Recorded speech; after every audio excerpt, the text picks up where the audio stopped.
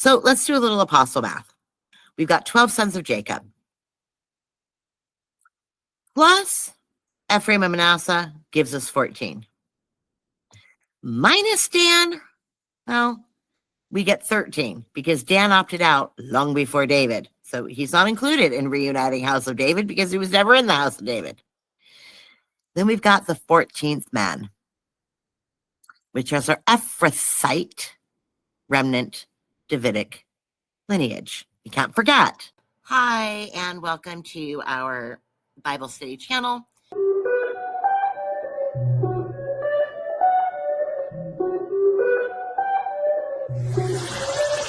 Energy.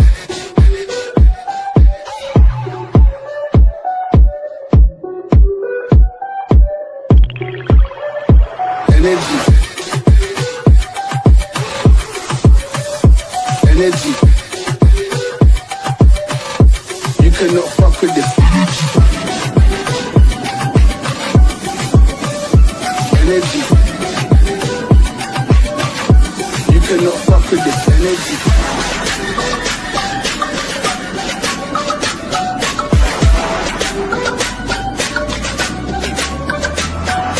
Love the doodles in the flesh. All of those who are listening, don't miss the message, judging me. You cannot fuck with this energy. Energy.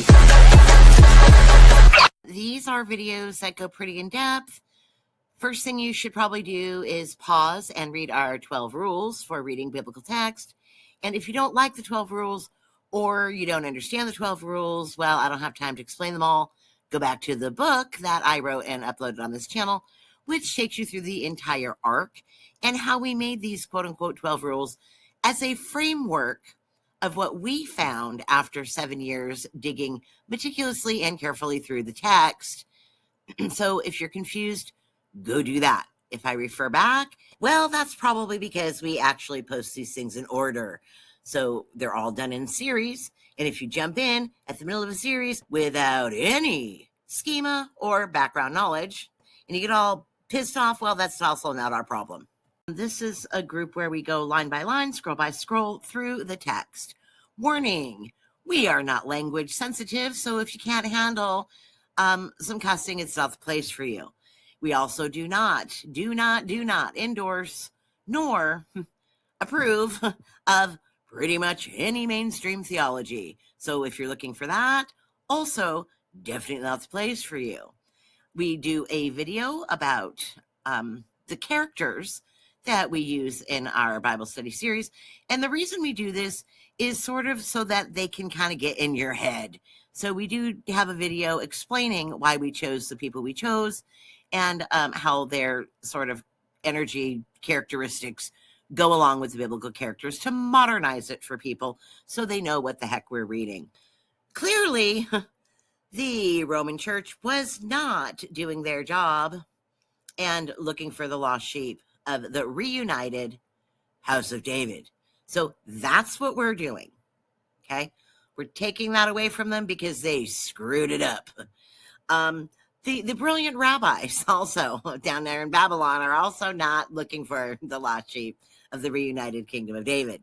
So you're not going to hear, let's follow Rome. And you're not going to hear, let's follow the rabbis on this channel.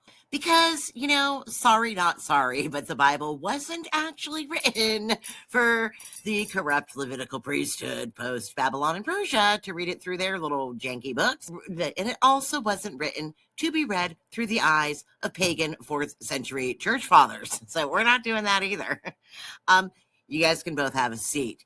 Oddly enough, the Bible also wasn't written to be read through the eyes of some dumbass scholars with pieces of paper that say they're smarter than everyone, but have never seen a Davidic covenant in their life. Not written for them either. You know who it's written for? It's written for the reunited House of David, who are actually in covenant and are actually the sheep. That's who it's written for. That's why nobody else can understand what the heck's going on.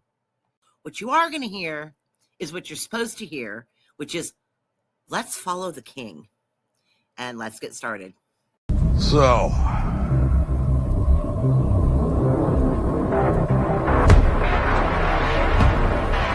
we are going to war. 5B, welcome back, welcome back. And I kind of called this Come Out of Her, My People. And who is her? Well, of course, her would be Babylon. So Luke 5 is where we see Jesus begin to call his apostles out of her, or the system that has gone amok in these end times where Peter is standing. So let's take a look at some interesting strings we can pull out to go just a little bit deeper in Luke 5, shall we? I have no idea how long this will take. Maybe we'll whip it out all in one session. Maybe I'll break it up into a few, but we'll see. We'll play it by ear and see how it goes. So we've got our cast of characters sort of laid out here. There's more to come. But you really can't understand the New Testament until you understand the Old Testament. And I said it once, I've said it 1,000 times. So looking at through that lens, that means bloodlines matter. And thus, well, history matters.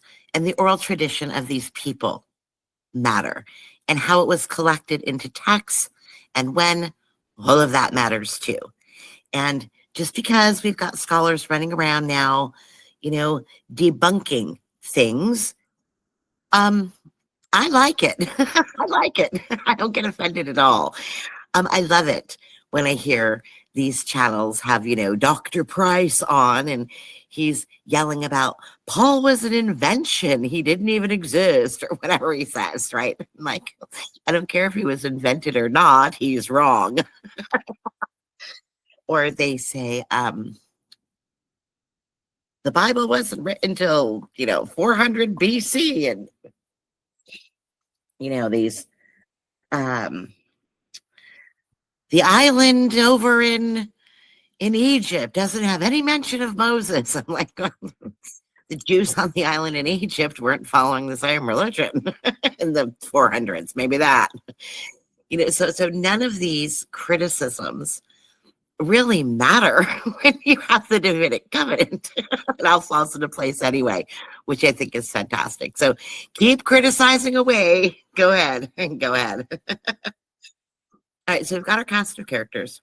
I encourage history to debunk Christianity all day, twice on Sunday, because, it actually, the Davidic Covenant still oddly holds up.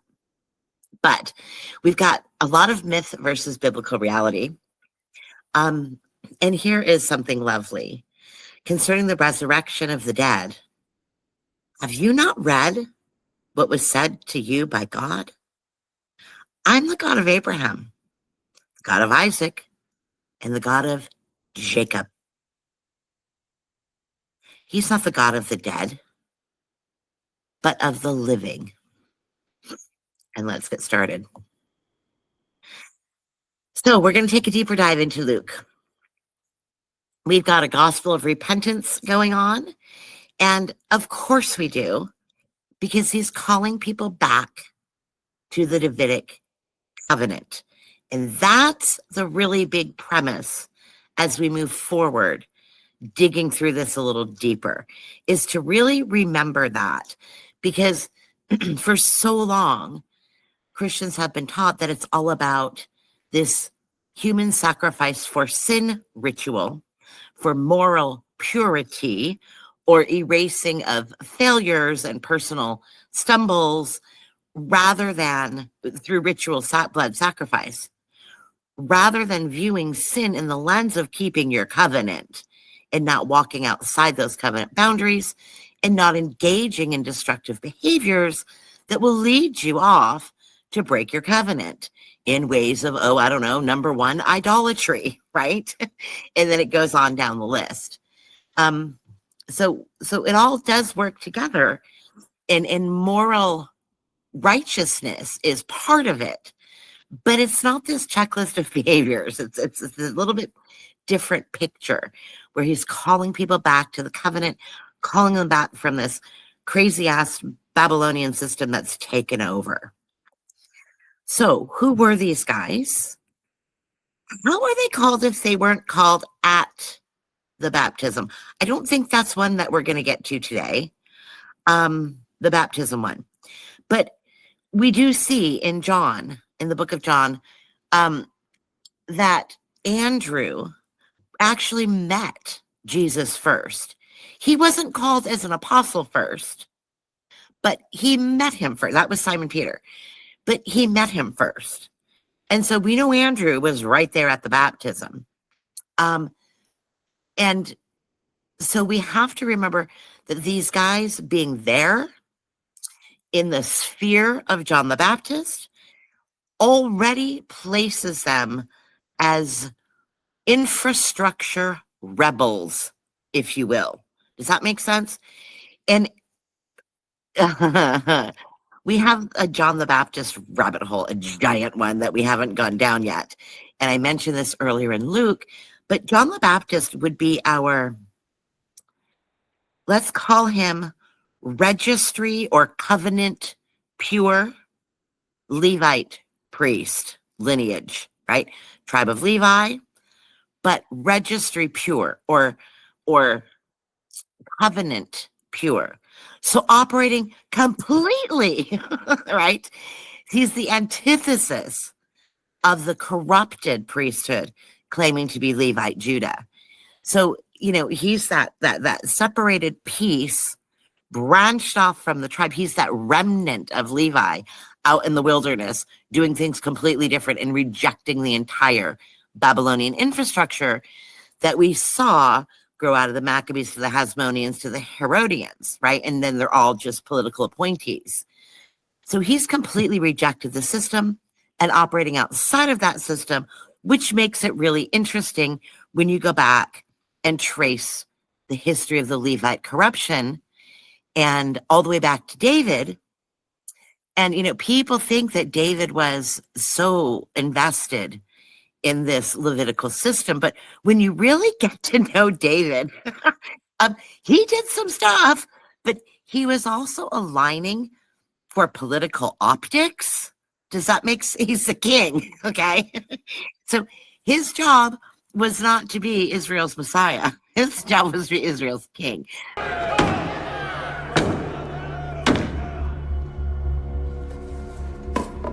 This is my fault. It is. I'm going to take all the blame for it, but I think we're having a little bit of a misunderstanding.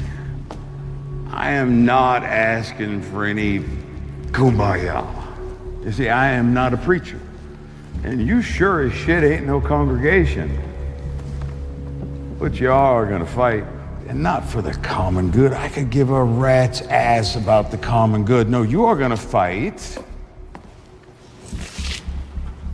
You're going to fight because I say so.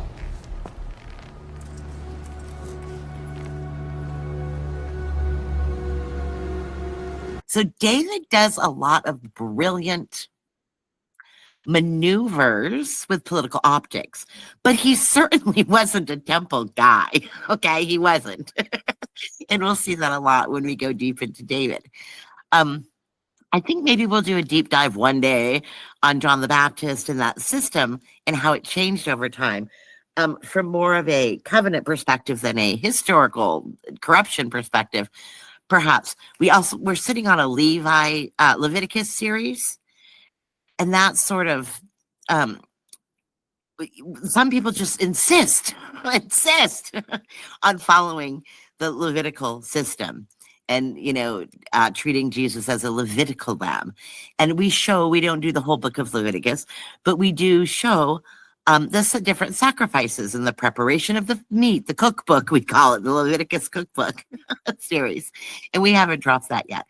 But we show how if you insist on following Jesus as a Levitical lamb, the sacrificial lamb, not so much. You have a giant theological problem there too.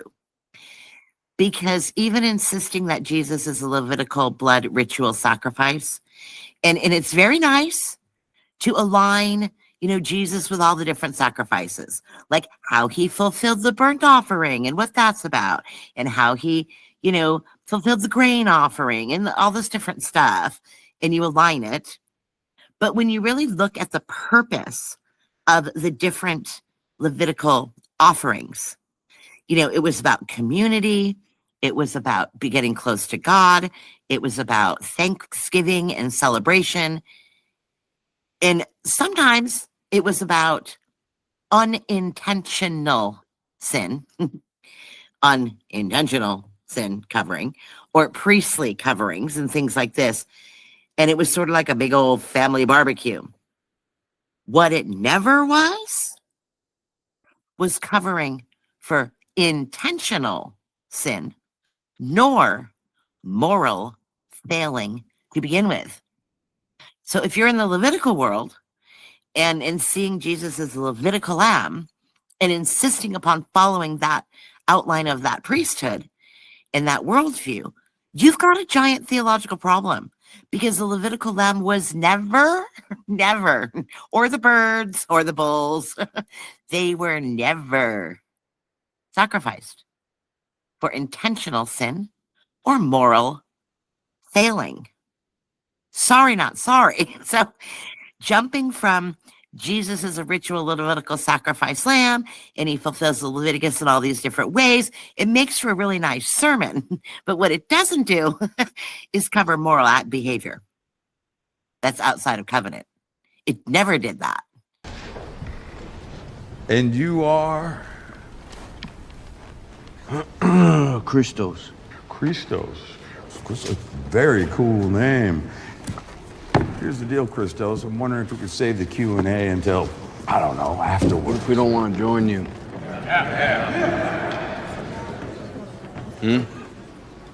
What if we don't want to put aside our differences? Why don't we all just take a breath? What if And one easy example of that, without going deep, is David saying, if there was a sacrifice for my moral failings, I'd give it to you, but there isn't one. And David was forgiven through the mercy of God because he was in covenant with God. It wasn't about, how to cook the entrails of a ram. That wasn't what it was. So it was never that. So somehow Christians have taken this ritual blood sacrificial system from the Levitical mindset, the Babylonian Levitical mindset, and impose that on, he took away everything. He just did it all. Like, that doesn't even line up with Leviticus. So that's for another time. Put a pin in all that. That's for another time. We haven't even gotten there yet. But if you are married to the ritual sacrifice of the Levitical lamb thinking, you got some splaining to do when you really dig through what the purpose of those sacrifices were, because it certainly wasn't the forgiveness of sin, in the way that Christians define it. So anyway, that was a big old long thing, but they were actually present or in the sphere of John around this time of the baptism. We don't have any evidence that every single apostle was standing around the river at the day Jesus showed up. But we do know Andrew was there. And we do know that he was, we knew that these guys recognized him immediately. Okay? There was no convincing. There was just follow me, done. And they left everything. So they were there. They were around. I sort of argue that they did not themselves necessarily have to hear the declaration of today I have begotten you over the baptism. That may have been him, John the Baptist. I think it's a crowd at large would have seen and heard that. It would have been a riot right then. But I do think that they were present and around or in the vicinity and there from the beginning, right? Like right there. They were all in John's sphere, at least.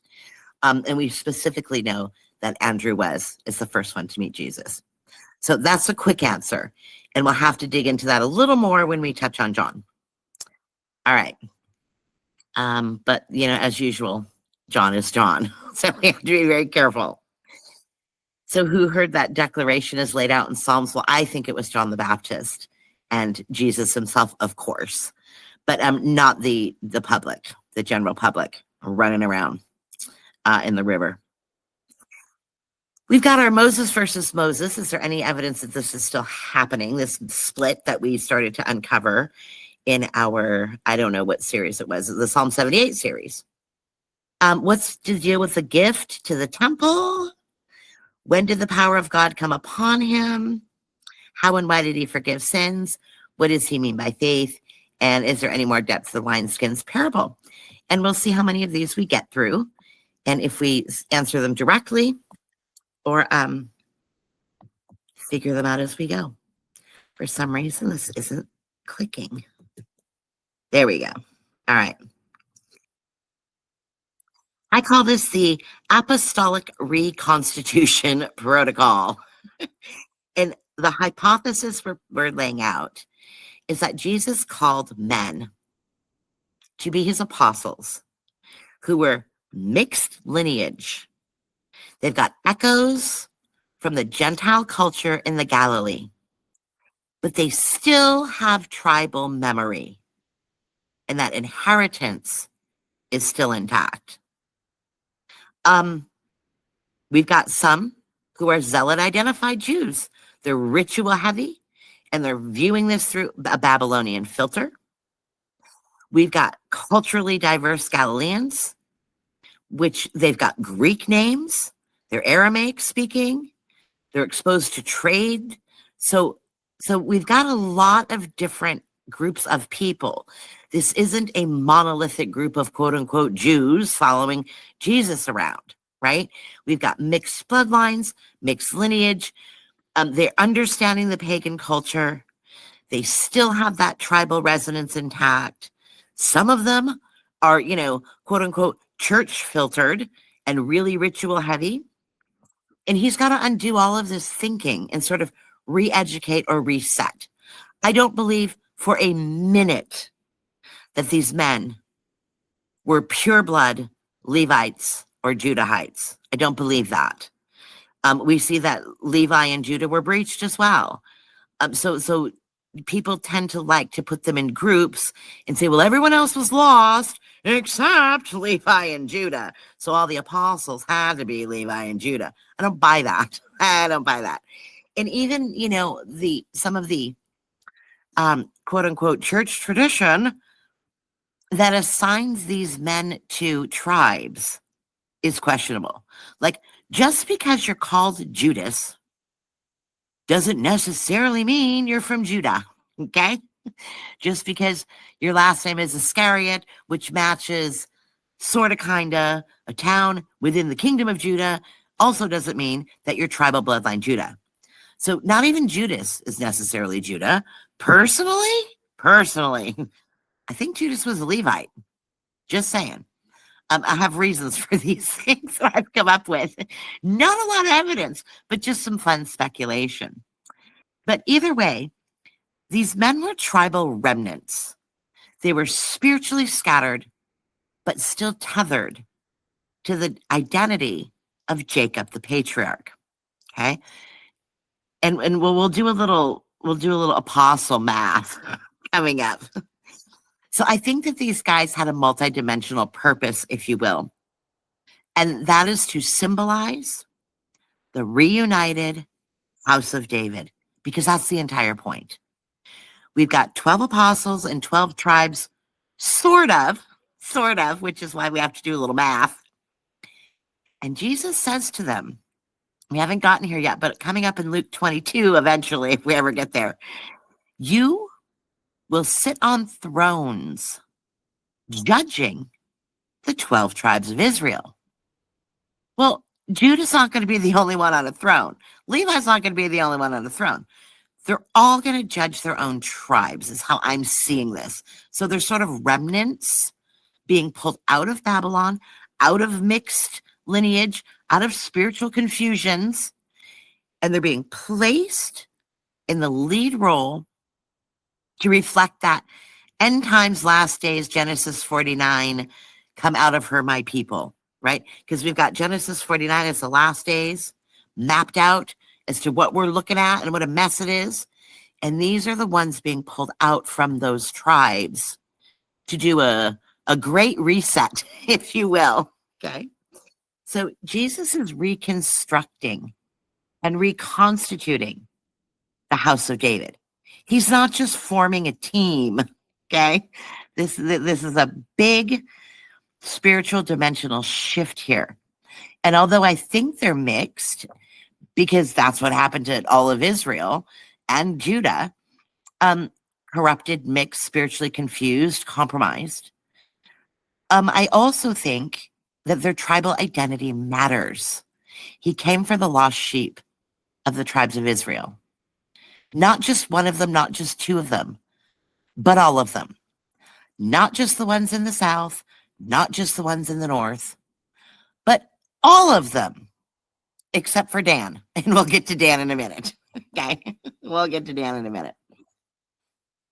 So he's got to re-educate these men out of Babylon, whether that's Hellenization or Babylonian temple zealotry or pagan, like whatever they're stuck in this tentacle system of corrupted tribal Babylon. He's got to re-educate them in the Davidic Covenant. And although they're the lost sheep of the house of Israel, the first from each tribe of the lost sheep of the mixed up, crazy ass, screwed up lineage tribes, he's still going to re-educate them in these kingdom protocols. Okay. And just because they're Israel doesn't mean they know everything. Okay. They've been generations of being overwritten by Babylon's fog. So you can compare it to religion today, right? You inherit the religion of your grandparents, your parents, your community, your society. So it doesn't take long to brainwash a generation or two or five or 10. So Jesus has his work cut out for him. And these guys might be a little bit confused. I always refer, to David walking into a Catholic church. Those people, very good-hearted people trying to do the right thing, would be extremely confused should David walk into a Catholic or an Orthodox church. And so I always make that comparison because Babylon at the time reminds me of that. Or even David walking into an evangelical church. Can you imagine? Can you imagine the scene?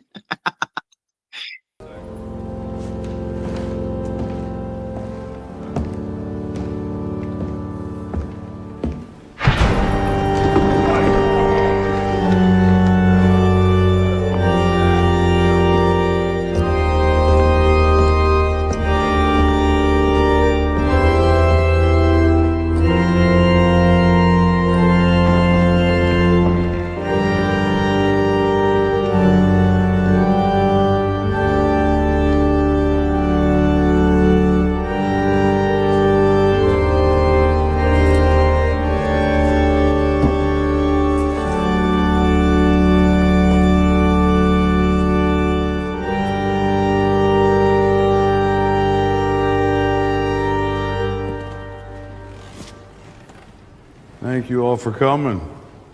So he's teaching the gospel of the kingdom, the rules of the road. He's not teaching them this, giving them hugs, handing out flowers for emotional salvation. He's teaching three main things in Luke 5. We're going to see that he's teaching forgiveness outside of the temple structure. He's exercising his authority by registry, covenant registry, not ritual. And he's teaching loyalty as faith, not compliance as faith. So the apostles are actually being retrained as registry agents, as covenant agents, not temple graduates. That's our hypothesis. That's what we're going to lay out here today. He's extracting them from Babylon, which is your corrupted infrastructure of the temple priesthood for some of them, Hellenized culture, Greek rationalism, mysticism, and we've got our Aram possession vectors with all of the pagan Hadad stuff going on up there near Aram. So he's actually calling them out of Babylon and into Davidic Covenant override. So the apostles are becoming this sort of interdimensional kingdom of David spiritual carriers of authority under that reunited house of David. They're not just messengers bumbling around as dipshit fishermen. That's our story, and I'm sticking to it. The job of these apostles is to teach the nations. But nations doesn't mean land borders, boundaries. It means ethnos, people groups, not political borders. So apostles' job is to teach the kingdom infrastructure, not religion. They're carrying that covenant clarity, not Levitical Babylonian ritual. They're emissaries, not missionaries. You see the difference? They're not converting anyone to a religion. They're detonating it from the inside out. So we've got lost sheep. When Jesus says, I was sent only to the lost sheep of the house of Israel. Now, lots of people use this to promote Paul, right? Well, Jesus, this is where you get Jesus is for the Jews, and the apostles were Jews. They're equating lost sheep of Israel with Jewish and temple infrastructure, Babylon. And so, Jesus talked to the apostles, but they're not for us. Paul's for us, because Jesus was just talking to the Jews. It's because they're mixing up what Israel is versus what Jewish means. It's all the way back to the vocabulary that we did 100 years ago. So when he's saying, I was sent only to the lost sheep of the house of Israel, well, who's Israel? We learned in Micah, Israel are the ones that follow the king, right? The reunited house of David. If you're in the reunited house of David covenant, you would be the house of Israel. So who's he going to start with? Is he going to start with a bunch of dipshits living in Turkey that don't even know the history of what's going on?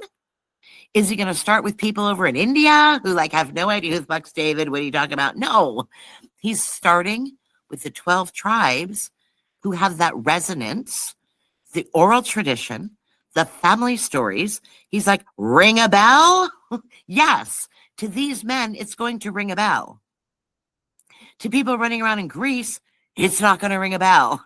Okay, so he's teaching the kingdom to the most obvious people first, and then it's their job to go out in the world and continue that. And anyone who follows along and joins the covenant, they become the reunited house of David. They become Israel because they're in the Davidic covenant. Am I making sense here? I hope that makes sense to you. Of course, he's starting with Israel. They're the only ones that it's going to ring a bell. Lost doesn't mean unaware. It means displaced, disoriented, confused, brainwashed, disinherited. It means all kinds of things. Cursed, ritually cursed from Ephraim. He's dealing with all of these layers of bullshit to peel it away and get them back to where they started from that tribal resonance of David. That's what he's doing. So the house of Israel is both your northern tribes and your southern kingdom tribes, not just temple people. So by Jesus's day, we've got our 10 tribes that are scattered from the Assyrian exile. We've also got some of the southern kingdom breached from the Assyrian exile. Judah is corrupted and glamored beyond recognition. That's from the Babylonian elites and our lovely Herodian priesthood. Levi is completely compromised and thrown out from the Hasmonean breach, and Dan has been completely erased. And I do stand by Dan being erased. I don't get terribly conspiratorial about Dan. You will hear lots of channels out there trying to make a case for Dan being the serpent tribe. And Dan is, related to the Nephilim, or Dan is mated and became half lizard people living in the sewers of Los Angeles, or Dan's going to birth the Antichrist. You'll hear all of this stuff about Dan. I don't go that far. I don't have time and energy to go that far. Don't care, because that's not Dan's breach. If you want to tell me that Dan was involved in sacrifice and pagan, I mean, how much worse can you really get than like baby eating, child sacrifice, and like trying to bang angels, right? Like you can't get much worse than that. And we're seeing that throughout the biblical text from most of the tribes. Like they're all participating in janky shit. And people will argue it's a DNA thing, but it's very, very shaky speculative evidence. Dan has a very easy answer as to why he's erased, and we're going to get to that in just a second. But Jesus isn't calling the faithful.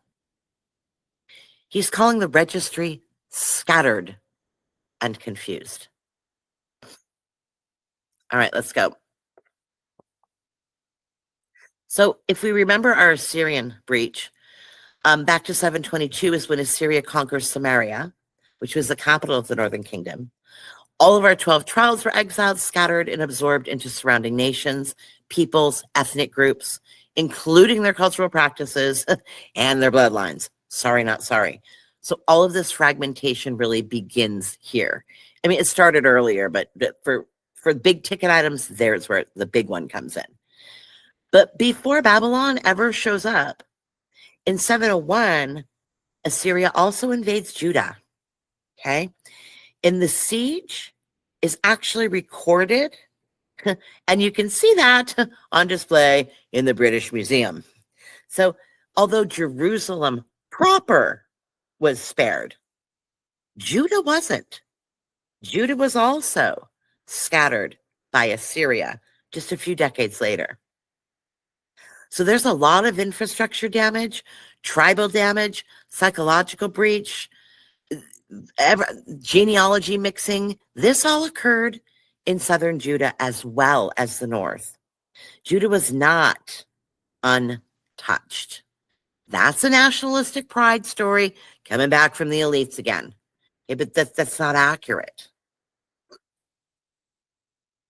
So I think that's really important to remember, that all 12 were scattered, and all 12 were stuck in the clutches of Babylon. So we've got this interdimensional fallout. All of our tribal identity became mixed and fogged. Any survivors were mixed with refugees, captives, and foreign settlers. Bloodlines were starting to get blurred. Traditions were corrupted and glamored. And the covenant people are scattered.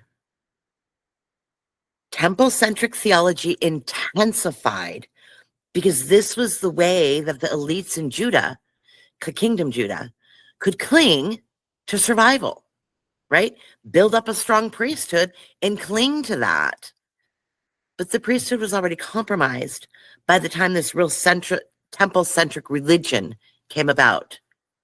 So 500 years after that, by the time Jesus is walking around, I'm sorry, with very few exceptions, there's no pure tribal lineage, no perfect infrastructure that was untouched. Jesus came for all the lost sheep, not just the northern 10, and not just the southern tribes of the kingdom of Judah. So as we look at Luke 5, we've got to take a really hard thinking session about the cultural context. The province of Galilee was completely Hellenized. Now, you have pockets of people who are loyal to temple optics, right? But it was multilingual. It was culturally mixed. Greek was spoken right alongside Aramaic. Families were giving children Greek names, especially in urban or trade-heavy areas. Names like Andrew and Philip, two of his apostles, just two out of many, suggest these were intentional names that were Hellenistic. These aren't translations from pure Hebrew Judah people, okay? These were Hellenized Greek names. It's not a translation issue. Andrew's parents likely named him with a Greek name from birth. It's not a later adaptation when they translated it.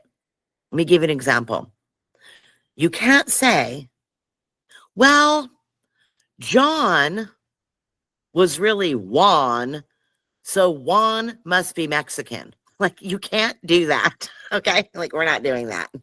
We're not playing that game in calling everybody, in translating everybody's name back to some Hebrew dialect to try to prove that they're all temple loyalists. Sorry, not sorry. Andrew is a frickin' Greek name, and that's all it is. So there you go. Some of them are Hebrew names. Some of them are Aramaic. Some of them are decidedly Greek. And we're just going to have to swallow that pill. If you don't like it, well, too bad. So sad. Go cry in your Torah. That's how it is. That's how it is. Okay. That's how it is. So, we've got Greek names. We've got the label of the zealot, which was Simon. So he's obsessed with the ritual stuff, right? We've got Matthew, our tax collector. So he's a Babylonian system insider. They're all running around the Galilee, which is the most northern possible point you can get to. So this is a mixed territory, lots of trade, and lots of scattered tribal remnants, and infused with Gentiles. Jesus' promise in Luke 22, though, said, I will give you the authority to sit and judge the tribes. So they've got that resonance from the sons of Jacob and the Davidic Israel. So no, there is no verse that directly says each apostle was from a different tribe. But the symbolism, geography, culture, and naming logic certainly support this theory. And I've got some wonky ideas about who some of the apostles are. For example, I think Simon Peter was actually the tribe of Joseph. He's the leader. We've got Jesus, who is our Ephrathite override, right?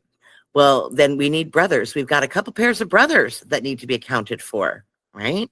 So, we've got Simon, Peter, and Andrew, our brothers. Well, that would be Simon representing the Joseph tribe, probably through northern Ephraim, dipshits, and his brother is Manasseh. Even if it's not direct, genealogically perfect DNA, they're all representing these tribes, guys, somewhere in there. And so I think that's really interesting. That means also, anytime someone gets kicked out, they need to be replaced. So if you want to tell me that Judas is Judah, well, he doesn't end up being one of the 12 at the that Jesus is talking about, who is going to have tribal judgment authority. Okay, Judas failed. So you're going to have to come up with another Judas, a replacement Judas, right? Benjamin's called last. Well, that could be Matthias. I don't think Benjamin was called at all. And then you've got the Matthias versus Paul thing. Matthias was called in as a replacement, and that's when Benjamin shows up. I've got a lot of interesting ideas of how these show up that are really, really not in line with church assumptions and church history, and how these tribes play out. But Simon, this is our Simon Peter, and Jesus gave him the nickname, right, with the rock, all that stuff. But this is a covenant rename, not just a nickname. That's really important. And if you go back and read Genesis 49 and Joseph piece of that page, but you do it in a Greek interlinear, you'll be surprised what it says. Of course, Jesus, Ephrathite, Joseph, but Simon Peter's looking a little bit like Joseph in that blessing as well. So we've got this tribal reassembly logic. He's reconstituting the house of David. Then the apostles are tribal representatives. not just random fishermen, and not all from one perfect tribe of Judah, bloodline perfect, and Levi, because they were the only ones left. They weren't the only ones left, okay? Everybody was scattered, and remnants were all over. So Peter was first called, renamed, given the keys of the kingdom. His tribal identity matters, not for bloodline purity, but for covenant leadership and registry function. Each apostle has a function, and I'm so sorry we don't have more information about them. But that's kind of how I see it. So we've also got Andrew, which is a Greek name. Okay, sorry, not sorry. There's no Hebrew equivalent. So likely, in some way, this family was partially Hellenized and partially not. We've got James. This is a Hebrew origin. John, Hebrew origin. Philip, totally Greek. This is a full Greek name, likely born with it. Bartholomew, this is also quote unquote Nathaniel. Interestingly enough, this is Aramaic. Matthew. Matthew is our tax collector, our Babylonian insider in the system. That's why I think, he's Levi. I agree with that. Thomas, our twin. This is actually an Aramaic name.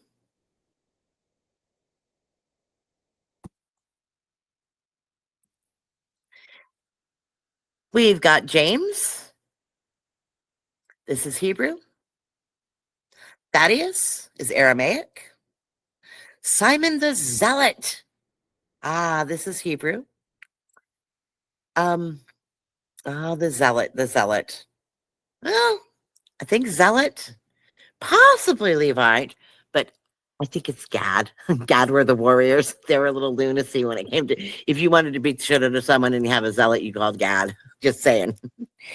And then we have Judas, where everyone sort of thinks that he's Judah, definitely a Hebrew name.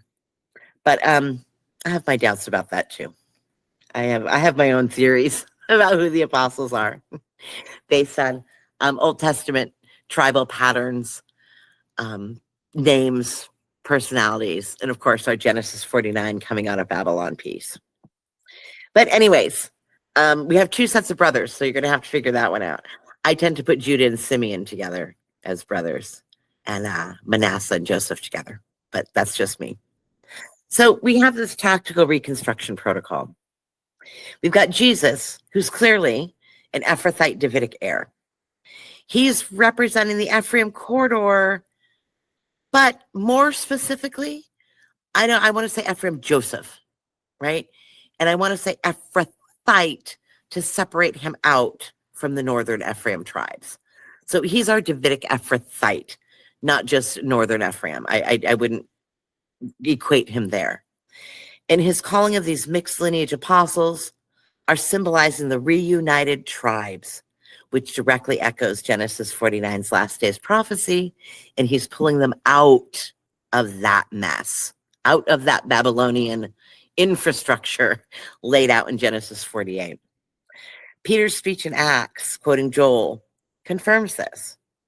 The tent of David is being rebuilt, not metaphorically, but tactically and dimensionally and covenant bound. So when you marry Genesis 49 and Acts 2, we get this prophetic infrastructure of the last days match. So we know, review, Judah's scepter is not held but hijacked, right? Jesus arrives, who's Shiloh, while Herod is ruling. And he's fulfilling the override condition that we see in Genesis 49. Judah never held the scepter, Babylon did. Herod is our Edomite Babylonian puppet installed by Rome. Judah's trapped under the lion, not ruling, and then Shiloh walks in and collapses that infrastructure.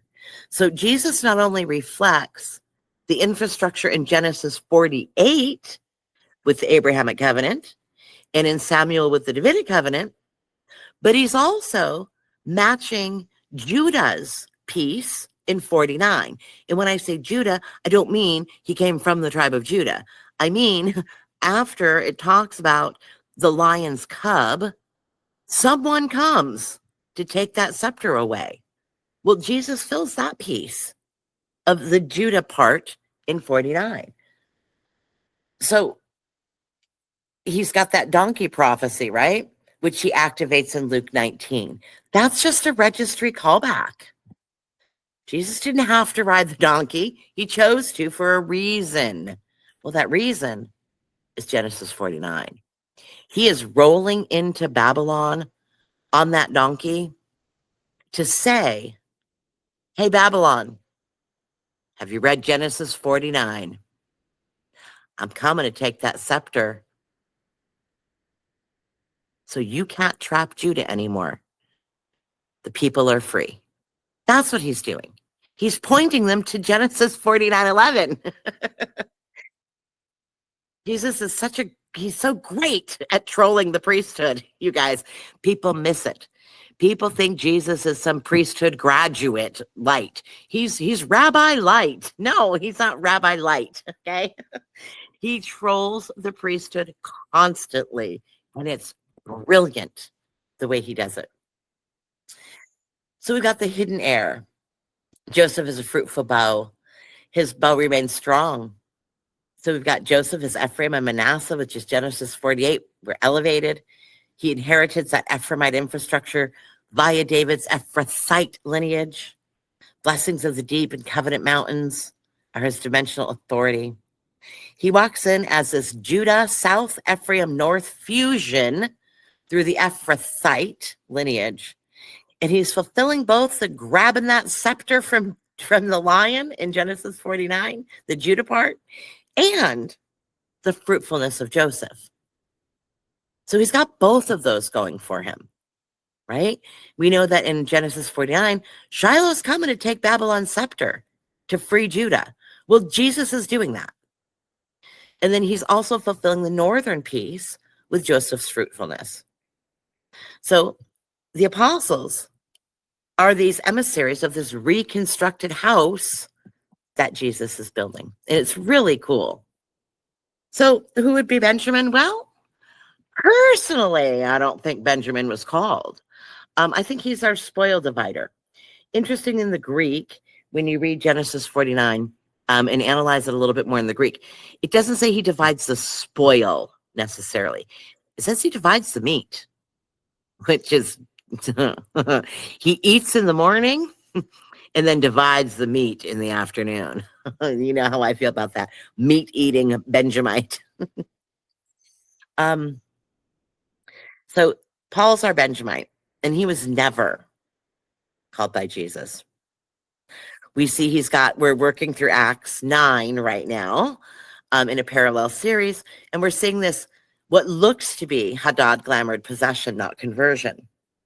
But the interesting part that we haven't analyzed yet, but it's coming up in our Paul's Paganism series, is, spoiler alert, the route that you take from Jerusalem to Damascus goes right through Dan, the tribe of Dan. And it's this Dan-Aram corridor, which is our spiritual breach zone. We know that Aram is our spiritual breach zone, but did you know that the ancient road leads right past, if not through, the border of Dan's territory? Wah, wah, wah. It's so cool, you guys. So there's that. So speaking of Dan, what do I think of Dan? Well, Dan's actually very easy. What people don't realize is Genesis 49 says, Dan shall be the serpent by the way, and he's going to, corrupt them and bite their heels, and they're going to bite back, and the guy's going to fall off the horse, and there's all this stuff. And this is where they're getting, Dan turned into lizard people and are living in the sewers under Los Angeles theory. But it's a lot easier than that, guys.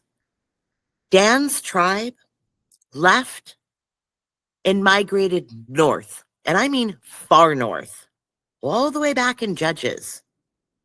And they settled right at the base of Mount Hermon. Now, what's interesting about this is, first of all, it became an idolatry zone. And it's also in our Aram spiritual waffle zone vector.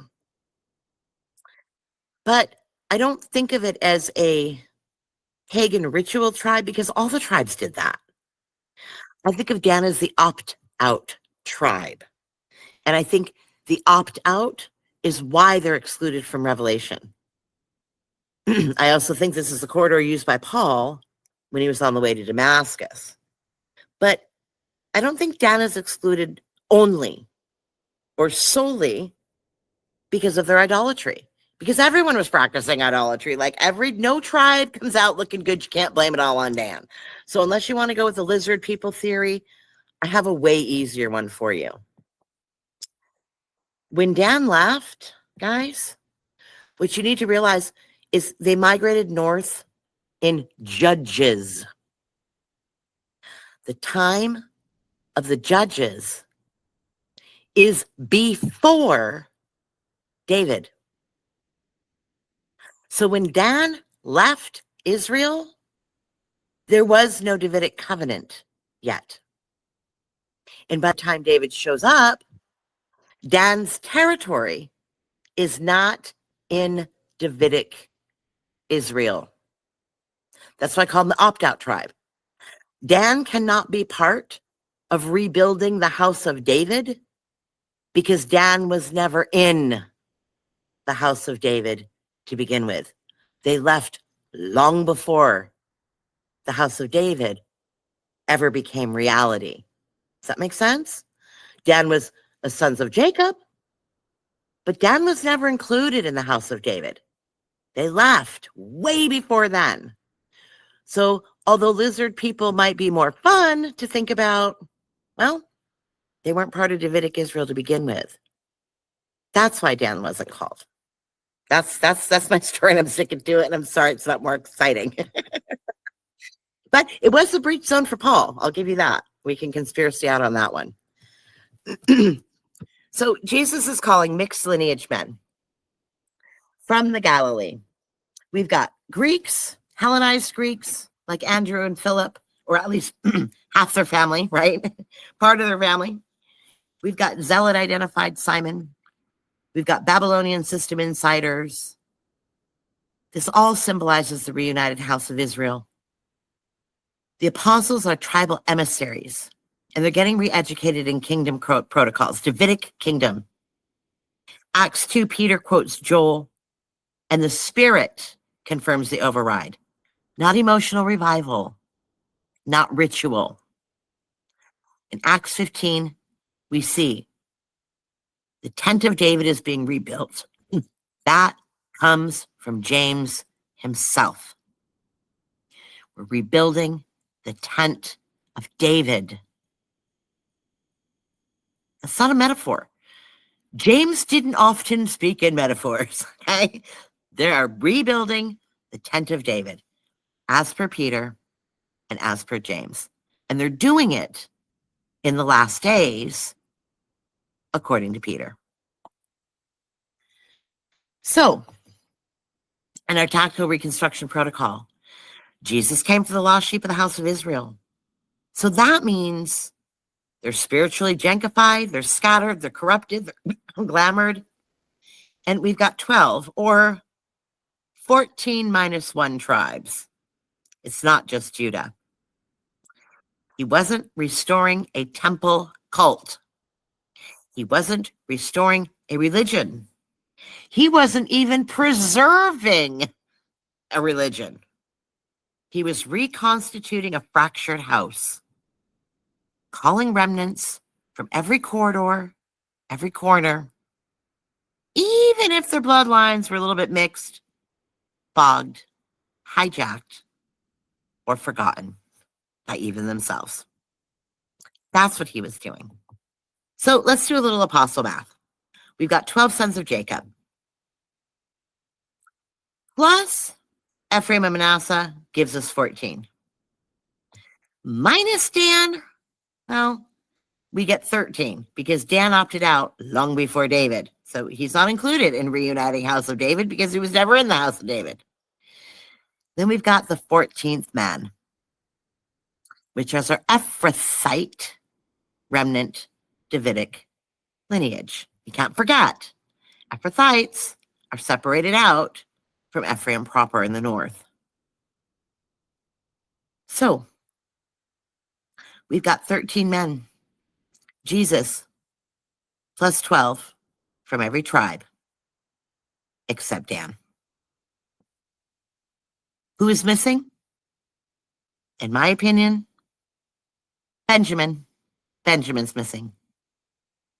Who would be Matthias and who would be Saul.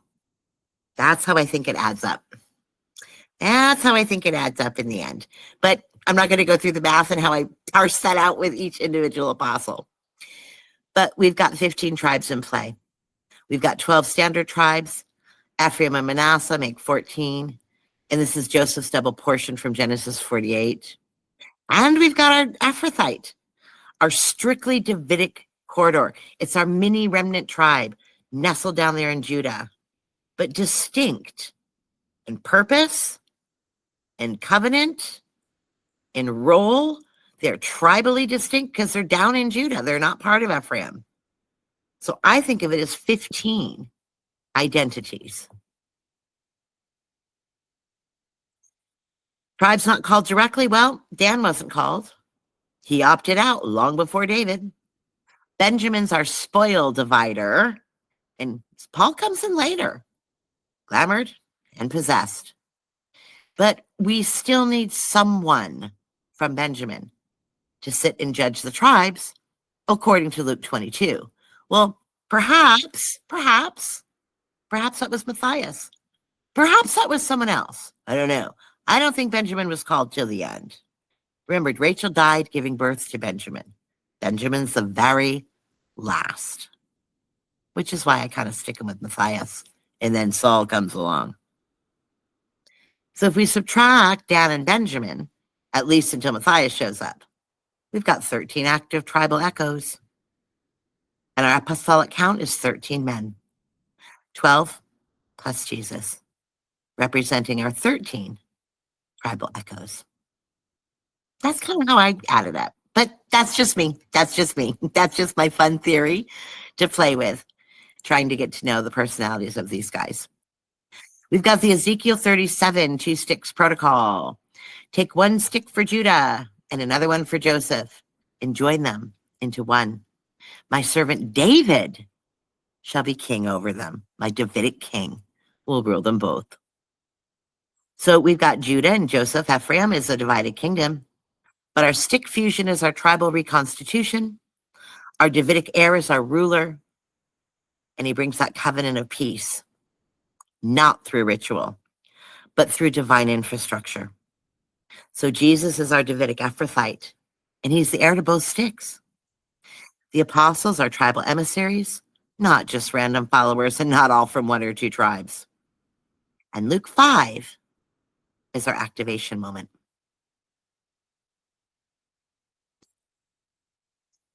So, Judah is glamored by Herod. His scepter was hijacked, right? There's no scepter. We got that hijacked scepter because Babylon is ruling, not Judah. Ephraim is scattered and mixed. They're first called in the harvest. We've got the Ephrathite corridor via David. Levi is our priesthood breach. You can see that in John the Baptist, although not an apostle. It's really clear to see how the Levi breach plays against the Babylonian Levites when you think about John the Baptist and how he operated outside of that system. Same with Matthew, right? Matthew was operating outside of that system, but still breached, dude. Still not working, batting for the right team. Benjamin's our spoil divider, and he was possessed over in that Dan Aram corridor. Dan opted out completely long before David ever showed up. So he's excluded. He was never in the Davidic house to begin with. Reuben was disqualified, and he's unstable. Simeon is scattered and absorbed by Judah because you never really hear from him again. Those two tribes those genealogies with Simeon and Judah, they mixed. So those would be very close brothers, very close registry anchors. Issachar is our servant under tribute.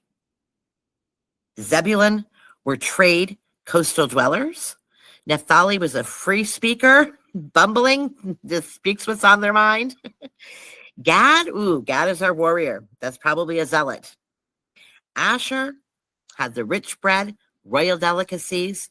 I kind of think of Asher as like the rich guy among the crowd, which would probably be Bartholomew / Nathaniel, who's like, what good's going to come out of Nazarene, right? Because he's kind of being snotty about it. So I kind of like to think of him as like sort of a stuck-up guy. That would be Asher in my mind. Manasseh's our hidden portion, or Joseph's other half. And Joseph, of course, is straight up Jesus's corridor, fruitful, and our last day's rock. And interestingly, Simon Peter is that rock. And Jesus hands him the keys. Wah, wah. So when you start to play with these things, it gets really fun, at least to me, because I'm a nerd. But here's our sequence building up to Luke 5. We've got Jesus born into the Davidic Ephrathite lineage. We've got John the Baptist. He's our Levitical priesthood override because he's operating well outside of Babylon, but has that pure Levite priesthood lineage the way it's supposed to be. Okay. So he's our priesthood override, while Jesus is the Davidic heir override. And the way they operate really reflects the house of David and what was going on back then when you start to compare these two working side by side. He declares his kingdom launch. The Spirit of the Lord is upon me. That's Isaiah 61, where they reject him and want to throw him off the cliff, right? And by Luke 5, he's calling his apostles. And the tribal reassembly begins. The apostles literally have to be remnants of the house of David. Not just temple students, not just a bunch of temple Jews running around. So Luke 5 is actually our activation of Ezekiel's stick fusion coming back together in the last days that Peter's talking about in Acts. So Jesus is calling mixed lineage men, but they still carry that tribal DNA somewhere in there, in that tribal memory. And it's symbolizing the reunited house of David. He's going to re-educate them in kingdom protocols. He's calling them out of Babylon, and he's deploying them to teach the people groups. The priesthood fog says, well, they were just some random bumbling fishermen. No, the covenant, the registry, they were dimensional emissaries. And Shiloh has arrived.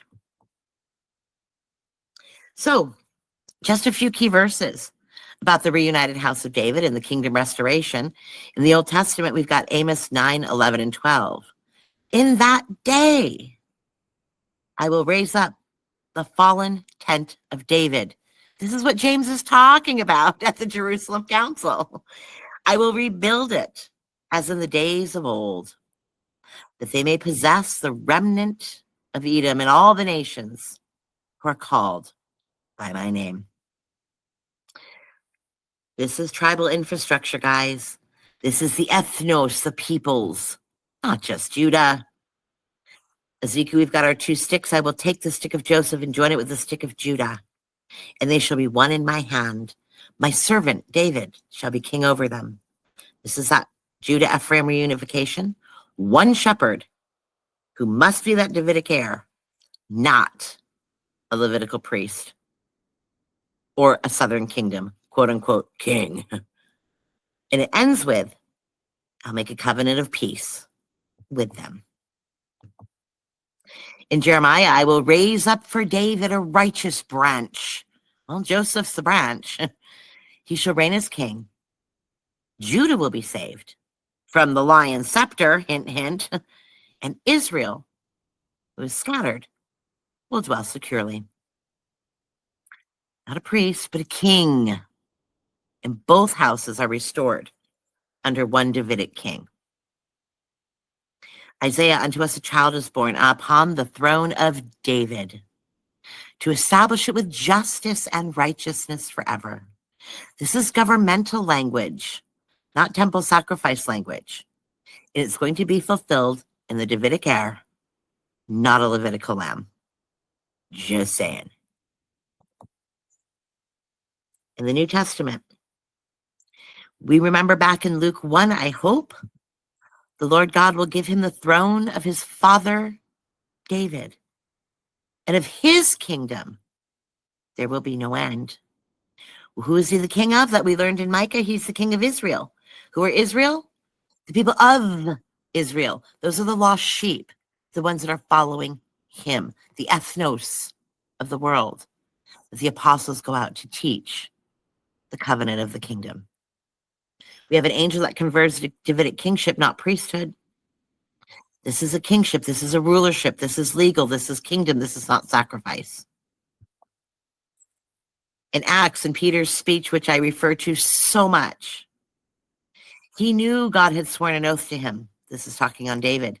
And he would set one of his descendants on his throne. God has made this Jesus both Lord and Christ. Peter links Jesus' resurrection to the Davidic throne, not to atonement. Shiloh is the override, not Levitical ritual blood appeasement. And in Acts 15, James is directly quoting Amos that we just saw.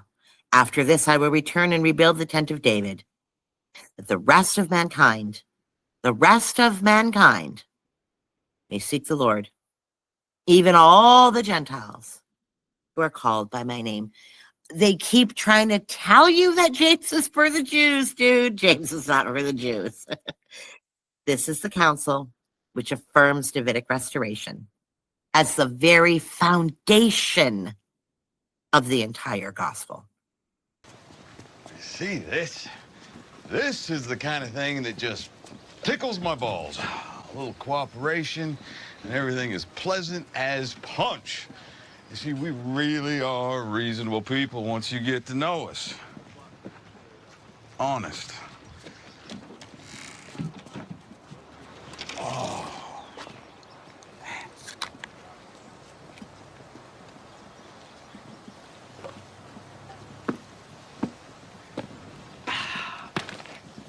Damn, I love this place.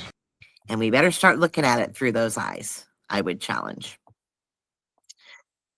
So, reviewing the preview from Genesis 48 all the way to Acts 2, we've got a tribal prophecy for the last days.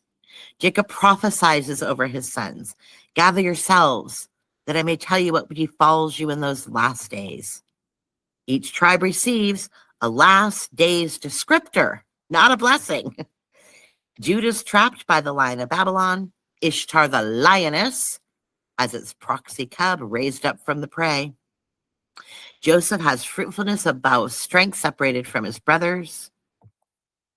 Dan is a serpent by the road. He's the one that opted out long before David ever came in. So he's not part of Davidic Israel to begin with.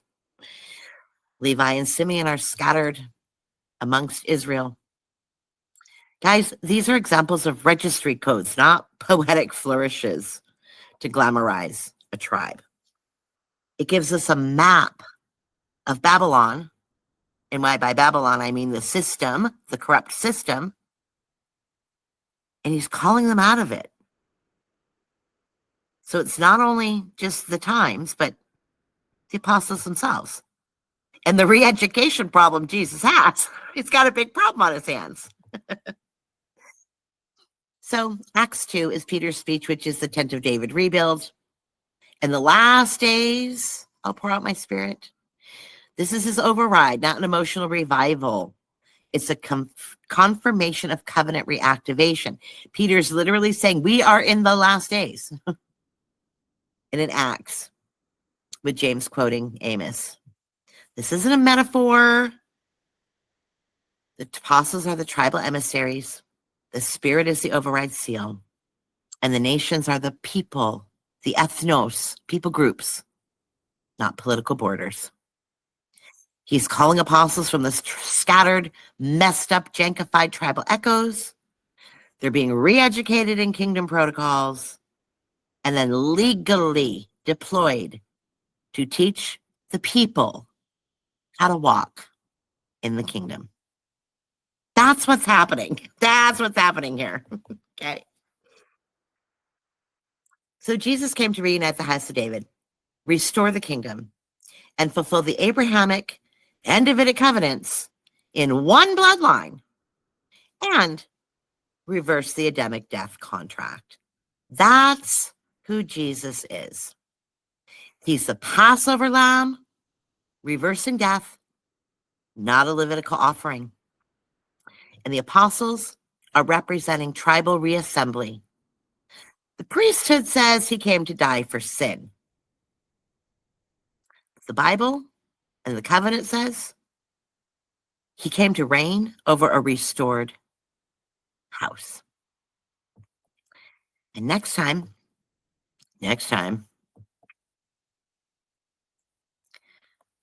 let's see, did we get any of these yet?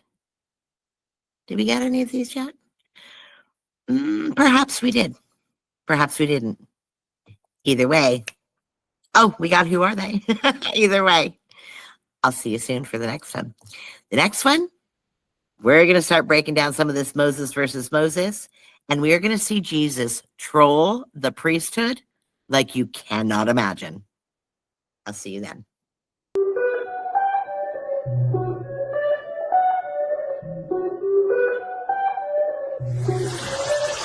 Energy.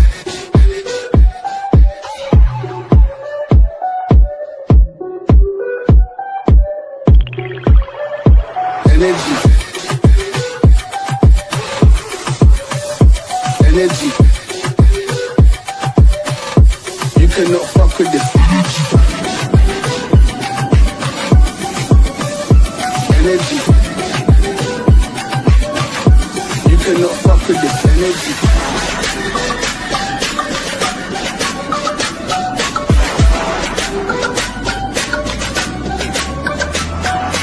Love the oodles in the dust. All of those who are listening. Don't miss the message, judging me. You cannot fuck with this energy. Energy.